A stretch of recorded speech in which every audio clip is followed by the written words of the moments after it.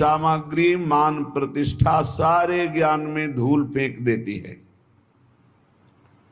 अवसर पर पता चलता है। ऐसे वैराग्य और ज्ञान की वार्ता करना तो लाखों करोड़ों मुखों से हो सकती है, पर वैराग्य, भगवत अनुराग या तत्व चिंतन करोड़ों चलने वालों में कोई बिरला, एक दो ही जो पाइए खोजी सब संसार।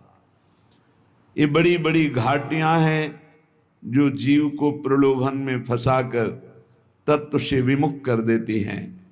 कंचन की, कामिनी की, कीर्ति की घाटियां, इनसे पार करा सकते हैं तो सिर्फ श्री भगवान। इसीलिए सनकादि ब्रह्मबोध होने पर भी हर समय हरिः शरणम हरिः शरणम हरिः शरणम। भगवान शंकर स्वयं भगवत स्वरूप हैं। कोई उनको ज्ञान वैराग्य या किसी की आवश्यकता है? रात दिन नाम जब, भगवत कथा कीर्तन, समाधि में डूबे रहते हैं। जीव को यदि परम सुख चाहिए जो खोज कर रहा है, वो ये बैठालना पड़ेगा बुद्धि में कि वो श्री भगवान के सिवा कहीं नहीं मिल सकता। चाहे जो उपाय कर लो, चाहे जहां जो भी एकत्रित कर लो, चाहे जिस लोक में चले जाओ, जब तक श्री भगवान नहीं मिलेंगे तब तक तुम्हारे हृदय को विश्राम नहीं मिलेगा।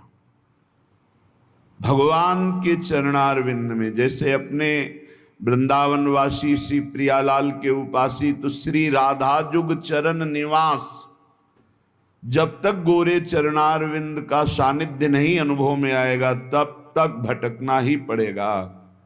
यही भटकन मिटाने के लिए प्रभु हमें मानव देह देते हैं। मानव देह देकर सत्संग देते हैं। सत्संग में हम अपने विचारों की पवित्रता करते हैं।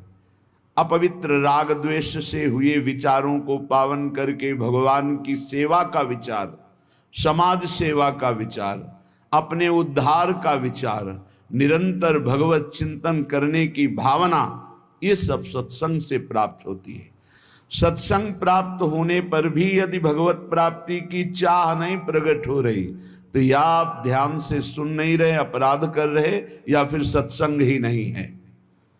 सत्संग सीधे भगवत प्राप्ति की लगन लगाता है, प्राप्ति की लगन लगाता है। श्रीपाद प्रबोधानंद जी महाराज करुणा करके कह रहे हैं, त्यक्ता सख्यात्यपेक्षा न गणति मयसो